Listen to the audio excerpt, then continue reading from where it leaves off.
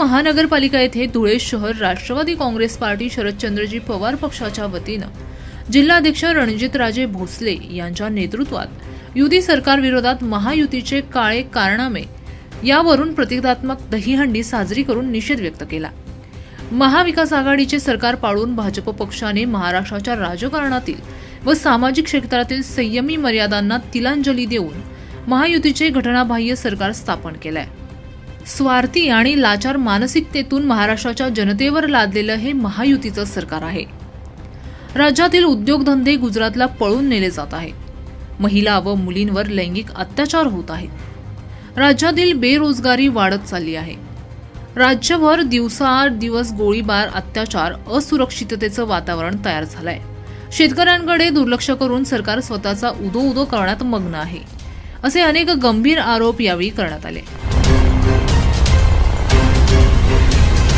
राष्ट्रवादी काँग्रेस पक्षाच्या वतीने युतीचे काळे कारनामे या प्रतिकात्मक दहीहंडीचं या ठिकाणी फोडण्यात आलेले आहे। आपण काही दिवसापासून महाराष्ट्रामध्ये बघतोय महिलांवर, मुलींवर लैंगिक अत्याचार होत आहेत। या राज्यातले तरुण दररोजच्या दररोज बेरोजगार होत चालला आहे। या राज्यातले उद्योगधंदे गुजरातला पडून नेण्याचं कारस्थान रचलं जात आहे। या ठिकाणी या राज्यामध्ये हिंदू मुस्लिम जाती धर्मामध्ये तणाव निर्माण करण्याचं काम करण्यात आलंय। या सर्व गोष्टी ज्या आहेत हे राज्य सरकारच्या युती सरकारचे काळे कारनामे आहेत। भाजप सरकार असेल, या ठिकाणचं युती सरकार आहे। या ठिकाणी महाराष्ट्राचा स्वाभिमान दिल्लीच्या तख्तासमोर गहाण ठेवण्याचं काम करत आहे।